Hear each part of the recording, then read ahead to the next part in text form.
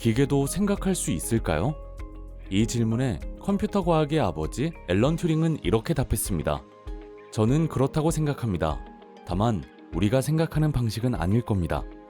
하지만 우리와 다르다고 해서 생각하지 못하는 건 아닙니다. 정말 앨런 튜링의 말대로일까요? 기계와 우리의 생각하는 방식은 얼마나 비슷하고 얼마나 다를까요?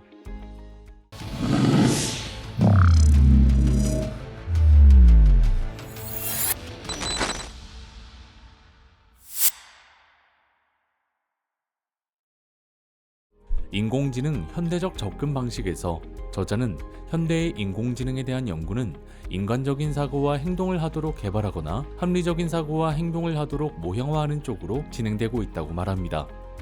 어느 쪽으로 모형화를 하든 가장 중요한 점은 지능적 문제 해결 능력입니다.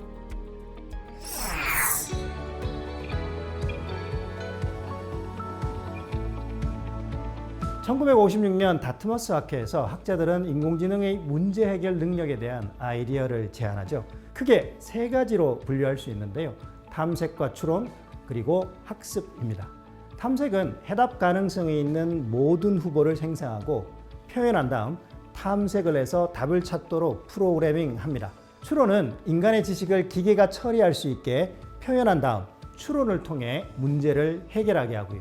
마지막이 학습입니다. 물론 각 방법론을 독자적으로 활용하기도 하고 융합해서 사용하기도 하죠.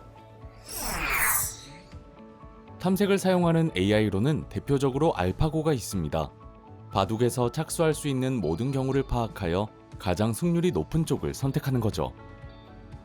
그런데 착수할 수 있는 경우의 수가 너무 많습니다. 단순한 탐색적 방법만으로는 지능을 구현하기에 충분하지 않네요. 가장 유명한 추론인 3단 논법은 어떨까요? 모든 사람은 죽는다. 소크라테스는 사람이다. 이 두 명제가 참이라고 하면 소크라테스는 인간이니 죽겠구나 라고 추론할 수 있습니다. 인간에게는 너무 쉬운 일입니다. 그래서 지식을 입력하고 추론하게 한다면 기계가 지능을 가지게 될 것이라 예상했습니다. 결과적으로 이 방법은 잘 작동해 다양한 방면에 활용되고 있는데요. 하지만 여전히 지나가는 개를 개라고 인식하는 직관의 역량을 만들기란 쉽지 않았습니다. 그렇다면 기계학습은 어떨까요?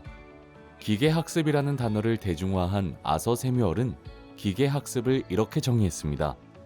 명시적인 프로그래밍 없이도 기계가 스스로 학습할 수 있도록 하는 학문.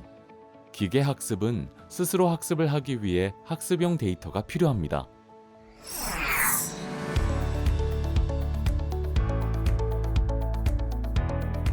기계학습의 핵심은 학습용 데이터입니다. 학습용 데이터의 양이 많아지면 성능도 같이 좋아지죠. 고정적인 의사결정을 하는 프로그램과 달리 주어진 정보를 바탕으로 예측하고 판단할 수 있습니다.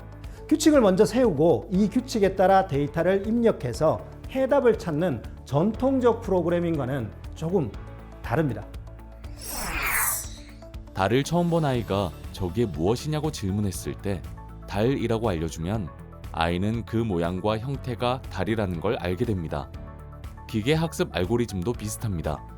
기계학습으로 말하자면 달의 실물이나 사진이 데이터이며 달이라는 이름이 라벨입니다. 기계학습에서 기계도 사람처럼 여러 번 반복해서 학습해야 합니다. 달의 모양이 바뀌면 다시 알려주어야 하고요. 이렇게 기계학습은 기계에게 데이터와 학습 방법을 알려주어 해답을 찾게 만듭니다.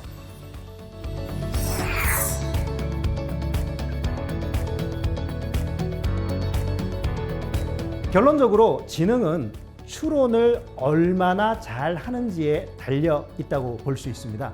추론의 방법은 연역법과 귀납법으로 나뉘어지는데요.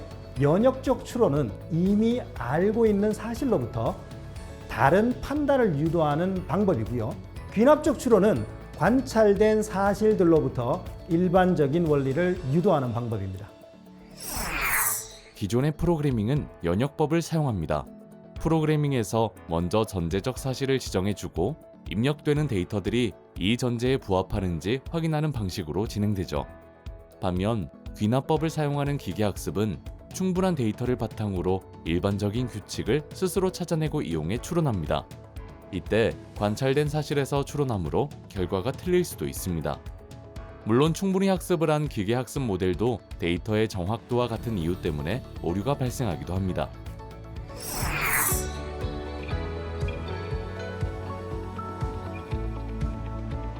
기계학습은 지도학습, 비지도학습으로 나눌 수가 있습니다. 학습할 데이터에 정답이 있으면 지도학습인데요. 예측하려는 대상에 따라 이 지도학습은 회귀와 분류로 나눠집니다. 연속값은 사람의 키처럼 무수히 많은 값이 존재할 수 있는 경우인데요. 주가 예측은 연속값이니까 회귀를 적용해야겠군요. 이상값은 주사위 눈처럼 소수점 표현 없이 하나씩 끊어서 셀 수 있는 값입니다. 자, 그럼 신호등의 불빛 예측은 어떻게 해야 될까요? 분류겠군요. 이런 지도학습과 다르게 학습할 데이터가 정답을 갖고 있지 않으면 비지도학습이라고 합니다. 지도 학습 방법으로 만든 기계 학습 모델로는 자동차 번호판 인식 기술이 있습니다. 자동차 번호판을 인식하려면 먼저 숫자와 번호판에 사용되는 글자를 충분히 데이터로 확보한 후 숫자 모양과 글자 모양을 학습합니다. 그럼 숫자와 일부 문자만 학습하면 될까요? 아니죠. 무엇이 자동차 번호판인지 찾을 수 있도록 번호판의 모양도 학습해야 합니다.